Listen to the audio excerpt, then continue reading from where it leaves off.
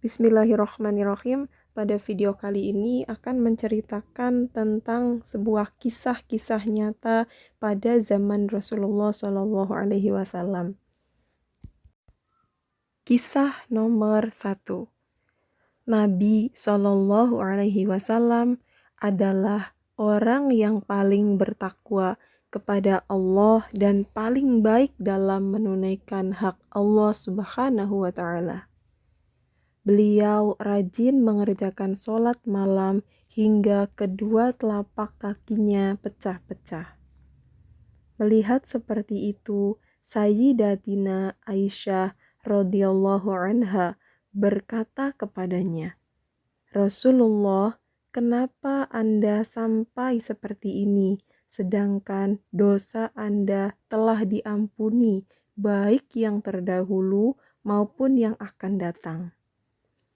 Rasulullah menjawab, "Bukankah aku harus menjadi seorang hamba yang bersyukur?"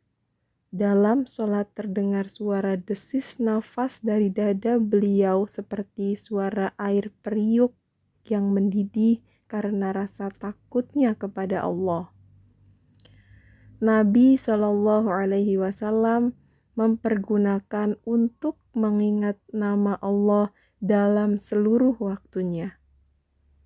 Disebutkan dalam hadis, sesungguhnya walau kedua mataku terkatup, tapi hatiku tidak pernah tidur. Apabila Rasulullah mengalami suatu hal yang disukainya, beliau mengucapkan, "Segala puji bagi Allah yang dengan nikmatnya amal-amal soleh dapat terlaksana." Sebaliknya, apabila beliau mengalami suatu musibah yang tidak disukainya, beliau mengucapkan segala puji bagi Allah dalam segala keadaan. Jika hendak melakukan sesuatu, Nabi SAW mengucapkan, "Ya Allah, pilihkanlah untukku hal-hal yang lebih baik atau bermanfaat." Jika hendak makan, beliau mengucapkan segala puji bagi Allah yang memberi makan dan memberi minum kami, serta menjadikan kami orang-orang muslim. Jika hendak minum air, beliau mengucapkan segala puji bagi Allah yang telah menjadikan air ini tawar dan segar penuh dengan rahmat-Nya, dan tidak menjadikannya asin lagi pahit karena dosa-dosa kami, serta amalan zikir-zikir lain yang terus dibacanya dalam setiap kegiatan beliau. Semua itu menunjukkan kecintaan hati beliau kepada Tuhannya dan tawakal Nabi kepadanya, serta keikhlasannya beliau dalam mengabdi kepada Allah Subhanahu wa Ta'ala. Kisah nomor 2. Sayyidatina Khadijah radhiyallahu anha, istri Rasulullah SAW, merupakan teladan dalam hal ketakwaan dan ketaatan. Beliau takut kepada Allah dan tidak mendurhakainya, serta tidak meninggalkan segala kewajiban sebagai seorang istri, sehingga Allah Subhanahu wa Ta'ala pun mencintainya. Dalam hadis disebutkan, yang artinya, suatu ketika datang Jibril kepada Nabi SAW lalu berkata, "Wahai Rasulullah, Khadijah telah kemari dengan membawa bejana, mungkin berisi kuah atau makanan atau mungkin juga minuman. Jika ia datang ke sini, sampaikan salam dari Tuhannya dan juga dariku, serta katakan kepadanya bahwa ia mendapat jaminan sebuah rumah di surga yang terbuat dari mutiara. Di dalamnya tidak ada keributan ataupun kepayahan." Setelah Rasulullah menyampaikan salam kepada Khadijah, dia menjawab, Allah yang memberi salam kesejahteraan dan daripadanya pula ia berasal. Semoga Jibril juga mendapat limpahan kesejahteraan. Salam darinya.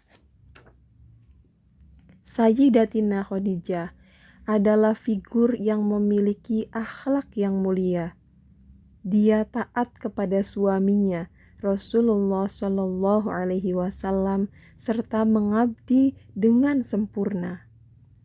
Khadijah turut serta membantu Nabi Shallallahu Alaihi Wasallam dalam menyebarkan Islam, meringankan gangguan yang diderita Nabi dari kaumnya, dan bersabar atas segala kesulitan yang menimpanya demi membela menyebarkan agama Islam.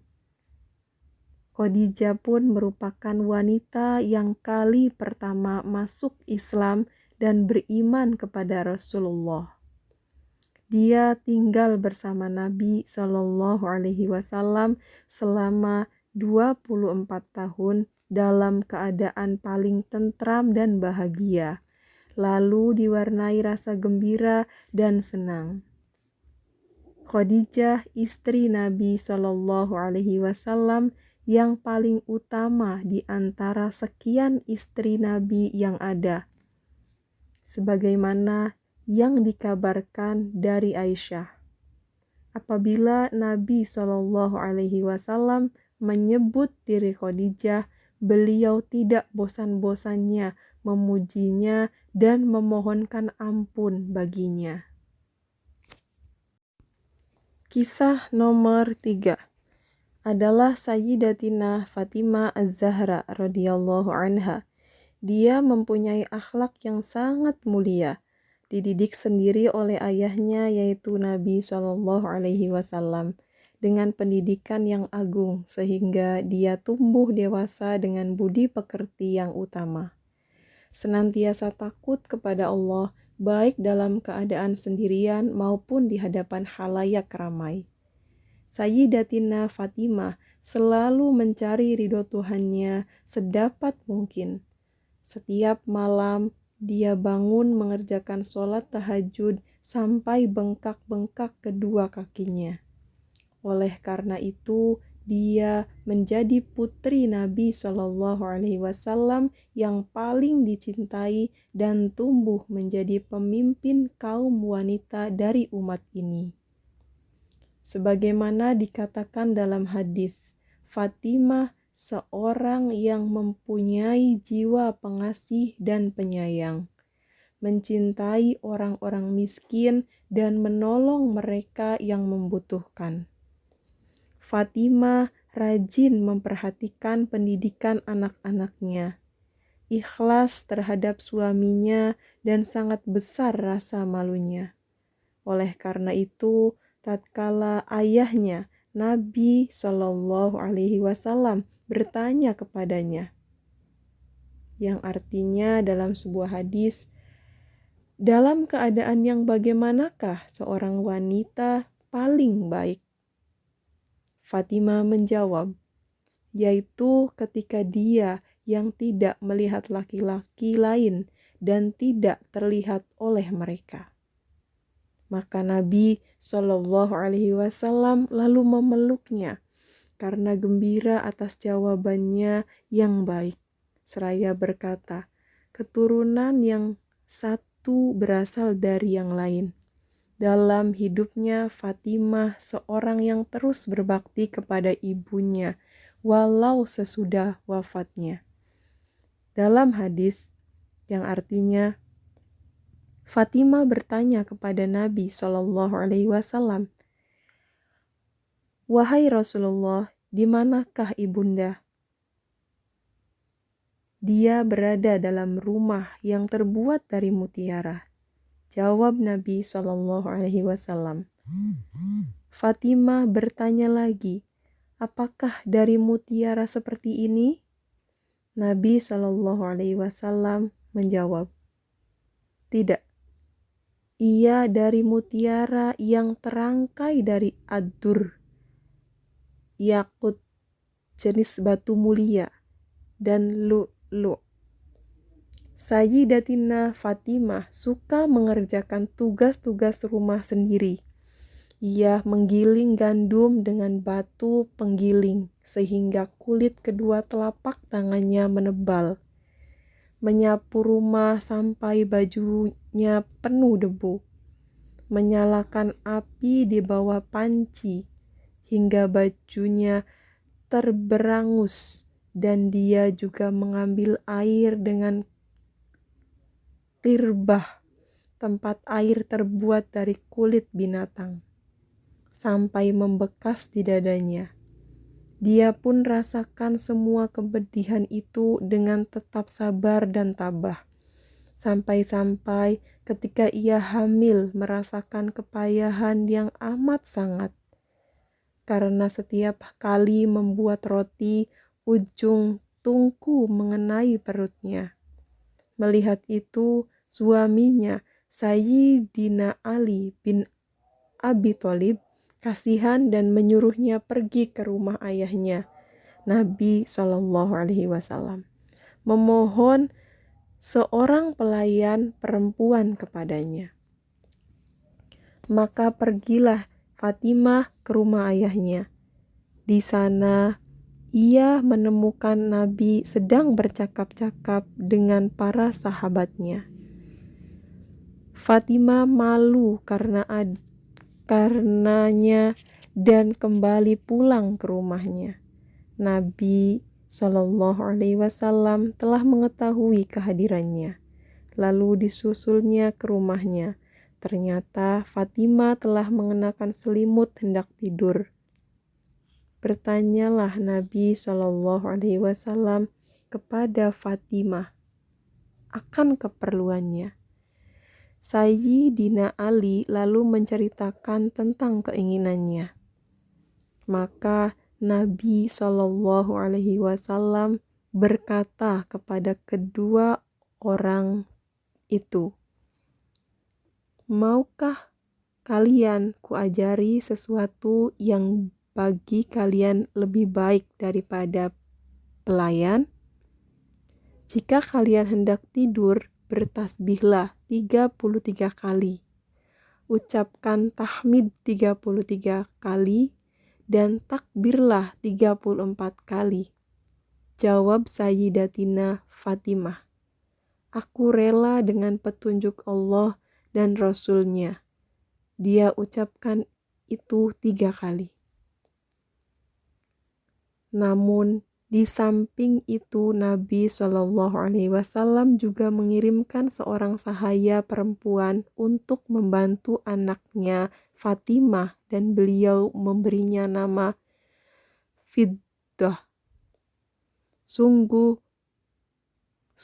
pun sudah demikian, pada suatu hari Nabi SAW masih menemui Sayyidina Ali karamallahu wajhu bersama Sayyidatina Fatimah sedang menggiling gandum. Nabi SAW bersabda, "Adakah di antara kalian berdua yang sudah payah?" Sayyidina Ali menjawab, "Fatimah, ya Rasulullah." Maka Nabi SAW berkata kepadanya, "Berdirilah, wahai anakku." Fatimah berdiri. Lalu Nabi SAW duduk di tempatnya, membantu Sayyidina Ali menggiling gandum. Kisah nomor 4. Di antara wanita-wanita yang pandai dan soleh adalah Sayyidatina Aisyah binti Sayyidina Abu Bakar radhiyallahu anhu, istri Nabi SAW. Seorang wanita yang gemar mengerjakan sholat, puasa, dan banyak menangis karena ingat kepada Allah. Aisyah suka bersedekah. Ini terlihat ketika pada suatu hari ia masih sempat menyedekahkan 70.000 dirham sementara bajunya sendiri penuh tambal.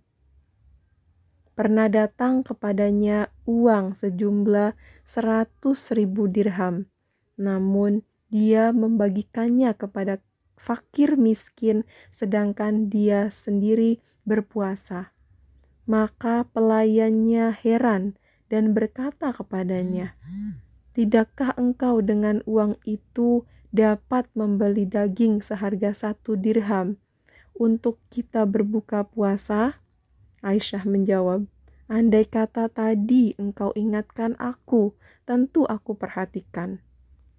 Aisyah sangat besar rasa malunya dan sangat memelihara kehormatan dirinya. Aisyah berkata, "Aku pernah memasuki rumah tempat Rasulullah Shallallahu Alaihi Wasallam bersama ayahku dimakamkan. Maka aku lepas kerudungku dan berkata, 'Sesungguhnya ia adalah suami dan ayahku.' Ketika Umar radhiyallahu anhu dimakamkan di situ, demi Allah, aku tidak lagi memasukinya, kecuali dengan mengencangkan ikatan bajuku karena malu terhadap Umar. Maka betapa rasa malunya terhadap orang lain yang bukan mahramnya, sekalipun terhadap yang sudah di alam kubur." Aisyah seorang wanita yang faqih, ahli ilmu fiqih, dan banyak meriwayatkan hadis. Tempat para pembesar sahabat radhiyallahu anhum bertanya tentang berbagai masalah agama. Dan Aisyah pun menjawabnya dari belakang tabir. Tidaklah heran kalau Nabi Shallallahu Alaihi Wasallam sangat mencintainya dan sering memuji-muji kepadanya. Dalam hadis, keutamaan Aisyah atas para wanita yang lain laksana keutamaan roti kuah di antara makanan lainnya. Dalam hadis lain dikatakan pula, "Wahai Aisyah, ini Jibril datang mengirim salam kepadamu." Maka Aisyah menjawab, "Alaihi salam warahmatullahi wabarakatuh." Kisah nomor 5. Ada seorang guru yang cintanya kepada seorang muridnya lebih besar daripada teman-teman yang lainnya. Mereka heran dan berkata, "Kenapa guru kita lebih mencintai murid ini daripada kita semua?" Maka guru itu ingin menunjukkan sebab-sebab itu kepada mereka. Beliau membekali masing-masing dengan seekor ayam dan berkata, "Usahakan masing-masing kalian untuk menyendiri di suatu tempat dan sembelihlah ayam-ayam itu dengan tanpa terlihat oleh seorang pun." Murid-murid pun mematuhi perintah sang guru, kecuali anak itu sendiri. Ia mengembalikan ayam itu. Maka gurunya berkata kepadanya, "Kenapa engkau tidak menyembelih ayammu sebagaimana yang dilakukan teman-temanmu?" Anak itu menjawab, "Aku tidak mampu menyendiri tanpa terlihat oleh seorang pun, karena di setiap tempat Allah selalu melihatku." Maka guru berkata kepada semua murid-murid, "Lihatlah murid ini, di tempat manapun ia takut kepada Allah dan tidak melupakannya. Itulah sebabnya aku lebih mencintainya dari yang lain. Tidaklah diragukan bahwa kelak ia sudah dewasa, ia akan menjadi orang yang soleh dan selalu takut kepada Tuhannya." Kisah-kisah tersebut diambil dari kitab Akhlaqul Lil Banat Jilid 2. Semoga kisah-kisah pada zaman Rasulullah Shallallahu Alaihi Wasallam dapat menginspirasi kita menjadi lebih baik lagi. Nah, dari kelima kisah nyata tersebut, tuliskan kesimpulan dan poin-poin hikmah yang dapat dipetik dalam kehidupan sehari-hari, minimal 3 poin.